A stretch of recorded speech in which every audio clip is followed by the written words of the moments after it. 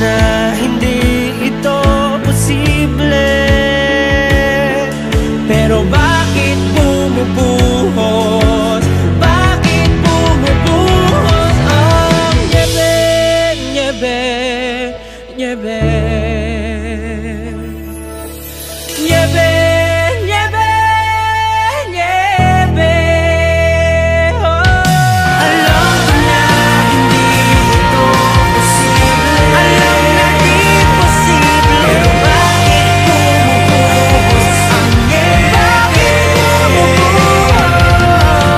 Nalalamig ang bisig, nalalamig ang pangit ng pinig. Ang nagkasyan na hindi imposible.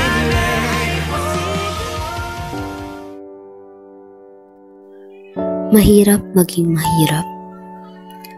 Lumaki akong salat sa yaman. Nakatira sa maliit na bahay. At oo, kasama ko si mama. Mama kong walang kapantayang sipag at sakripisyo. Pero aaminin ko, minsan hindi sapat. Minsan naiinggit ako sa iba. Napapaisip ako minsan bakit kailangan naming tiisin ang ganito. Bakit sa kabila ng lahat ng sakripisyo ni mama, hindi pa rin naman makuha ang ginhawang deserve naman niya. Mahal na mahal ko si mama. Pero minsan, hindi ko rin maitago ang bigat at sama ng loob ko sa kahirapan.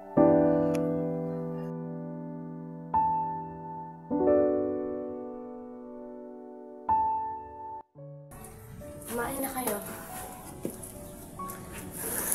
Oo nga pala, Ana.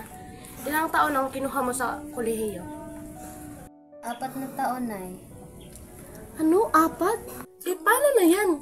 Wala nga tayong pambili ng bigas sa pangtustos ng pag-aaral ng kapatid mo. Nay naman, wala na akong choice. Yun na lang yung available. At saka, kahit ako man lang makapagtapos sa pag-aaral sa pamilyang to, palagi na lang ganito yung buhay natin.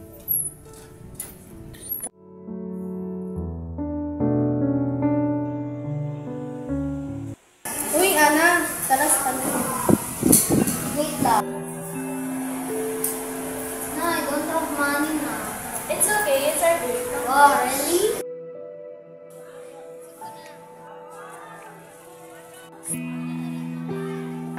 Lara, why are you always hanging out with this no-core? They're not in our level. Oh my god! Yes, that's true. You should hang out with us instead. You fool. Oh my god. You. Can you all shut up? Don't you have anything else to do? Let's go, girls.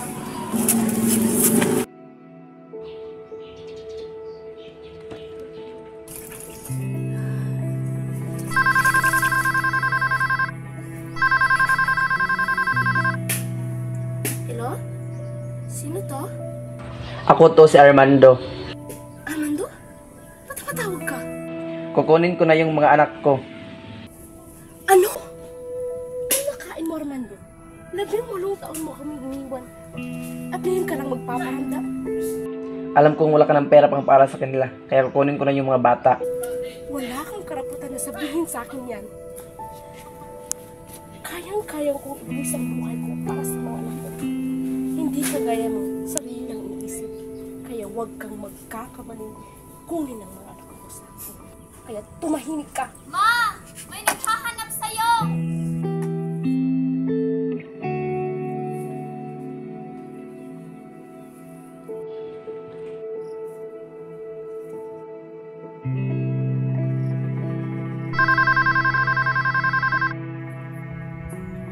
Hello?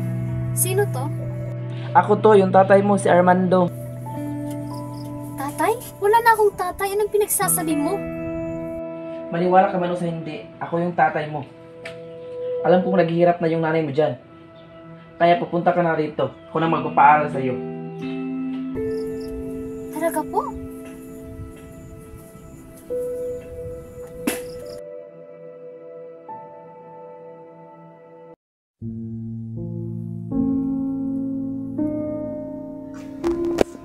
Ma, bakit hindi mo sinabi sa akin na kaya pala si tatay? Alam mo namang ilang taon na tayong nag-tiis dahil sa kahirapan.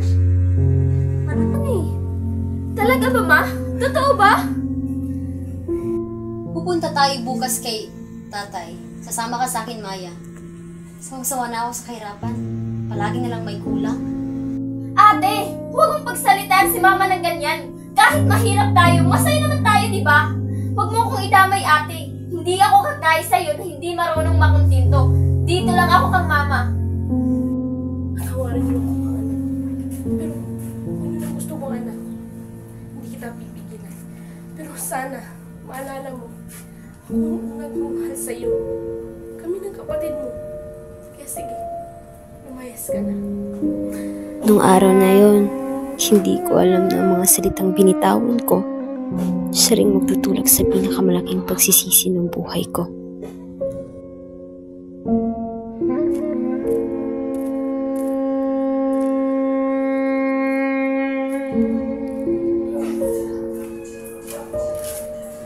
Tao po. Anak? What are you doing here? Ano kasi? Akala ko pagdating ko dito, mararamdaman ko kung paano maging mayaman. Pero ang tanging yaman na naramdaman ko, ang sakit ng pagtingin nilang mababa sa akin.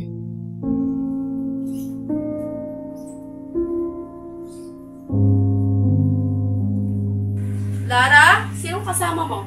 Si Ana po, kaklase ko. Hindi ba siya yung hinihintay ng papa mo na anak niya sa labas? Ano? What the heck, Ana? You're my stepsister? Armando, dito yung anak mo sa labas.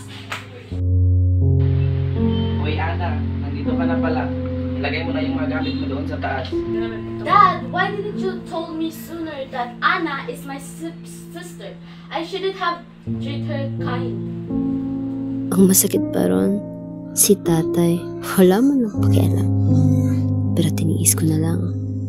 Kasi yun lang naman ang kaya kong gawin para makapagtapos ako ng pag-aaral. Oh my God! May mga pangit pala doon sa likod. Parang ang may ramdaman mo katain. Oh my God, Anna! You're so annoying! You know what, guys? You're right. I shouldn't have hang out with them. I told ya, ba't kasi sumasama ka dyan sa mga hampas lupa? Di ba, guys? Yes, that's right. My God. Yeah.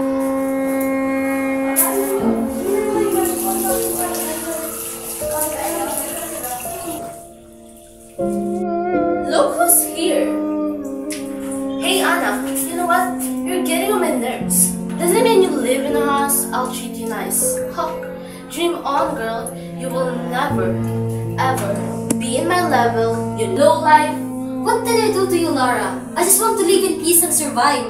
Stop being so immature. I thought you were different, but no. What the heck, Anna? You want to live in peace and survive? Now I get it. Why you left your mom and sister because you're selfish, right, Anna? Shut up, Lara. I don't want to. Selfish, Anna. Stop being so immature. You don't know what I'm feeling right now, so please shut up. I don't want to argue with you. See you around, selfish Anna.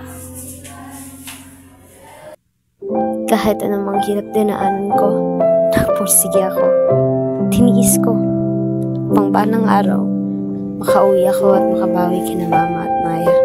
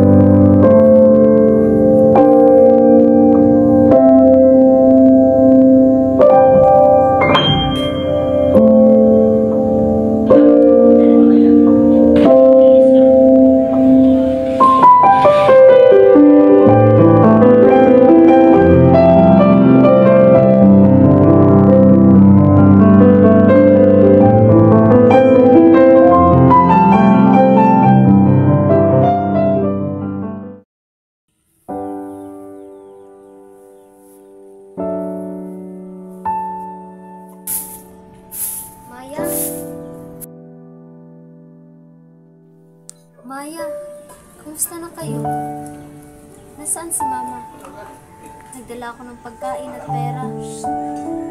Maya, wala na kayo intindihin ba? Ate, huli ka na. Wala na si Mama. Patay na siya. Maya, huwag kang magsalita ng ganyan. Ate, ilang taon na. Habang ikaw nagpapakasarap sa mansyon ng papa mo. Si Mama, nilibing kong mag-isa.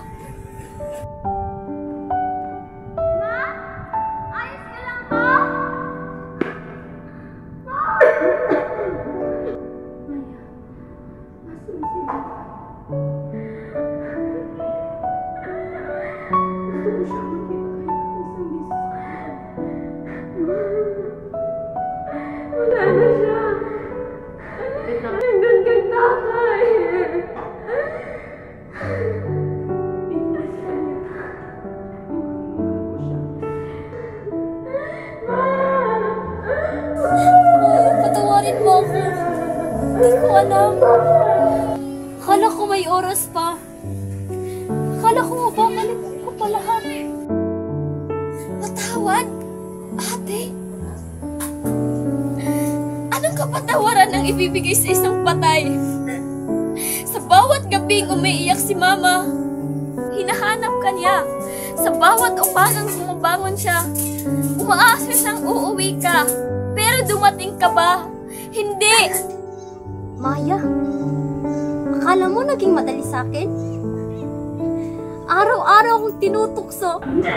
Araw-araw akong pinabastos, minamalit sa bahay ng papa. Tinuring nila akong alipin. Pero tinis ko lahat. Dahil inisip ko na balang araw makakabalik ako. Sabi ko sa sarili ko, magiging matagumpay ako. Magtatapos ako. Para pag uwi ko, mabibigay ko sa inyo lahat ng mga bagay na pinagkait sa atin.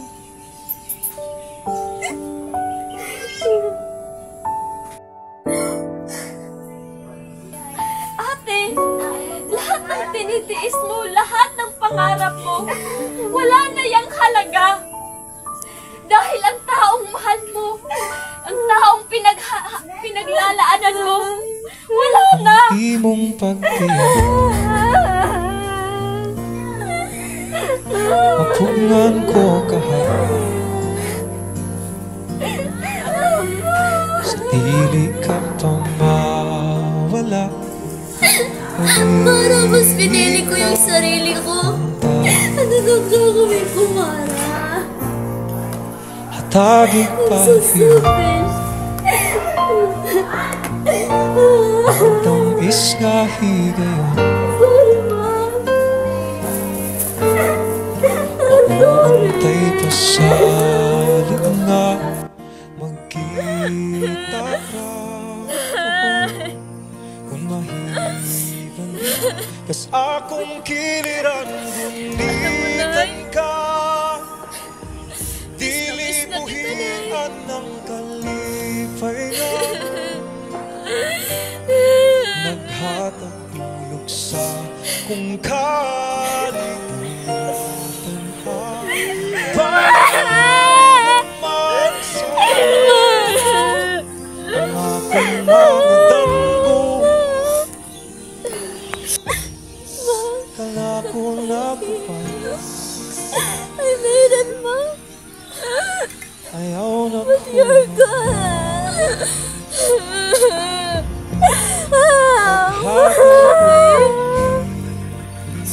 Si Mama. Hanggang sa huli, ikaw ang hinanap niya. Sabi niya, babalik si Ana. Gusto ko siyang makita. Pero hindi mo na siya nabalikan.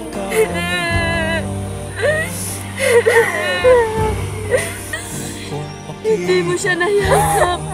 Sa huling pagkakataon man lang. Alex, so that I could give you a better life. But I've been so late, Ma. I lost you.